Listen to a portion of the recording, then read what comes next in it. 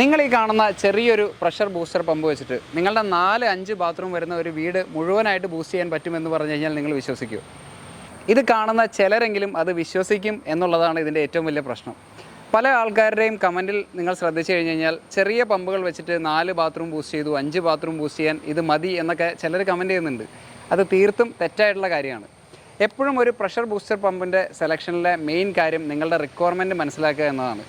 നിങ്ങളുടെ ഷവറോ ഡൈവേർട്ടറോ അതിനാവശ്യമായിട്ടുള്ള പ്രഷർ എത്രയാണെന്നും ആ പ്രഷറിന് ആവശ്യമായിട്ടുള്ള ഡിസ്ചാർജ് എത്രയാണെന്നും നമ്മൾ കണക്കൂട്ടിയതിന് ശേഷം മാത്രമേ പമ്പ് വാങ്ങാവൂ. ഇനി രണ്ടാമത്തെ മെയിൻ കാര്യം, നിങ്ങൾ അതിൻ്റെ ഡിസ്ചാർജും പ്രഷറും കണക്കൂട്ടി കഴിഞ്ഞാൽ എത്ര ബാത്റൂമുകൾ അല്ലെങ്കിൽ എത്ര പോയിൻറ്റുകൾ ഒരേ സമയത്ത് വർക്ക് ചെയ്യേണ്ടത് എന്ന് കൂടെ ശ്രദ്ധിക്കുക. വലിയ പമ്പുകൾ വയ്ക്കുന്നതിന് മുമ്പ് തീർച്ചയായിട്ടും നിങ്ങളുടെ ലൈനുകൾ പ്രഷർ ടെസ്റ്റ് ചെയ്ത് കഴിഞ്ഞ് ലീക്കേജുകളില്ല എന്നുള്ളത് ഉറപ്പാക്കുക. ചെറിയ പമ്പുകൾ മോശമാണ് എന്ന് യാതൊരു അർത്ഥവും ഇതിനില്ല. ചെറിയ പമ്പുകൾ അതിന് ഉതകുന്ന രീതിയിലുള്ള റിക്വയർമെൻറ്റ്സിന് മാത്രമേ ഉപയോഗിക്കാൻ പറ്റൂ.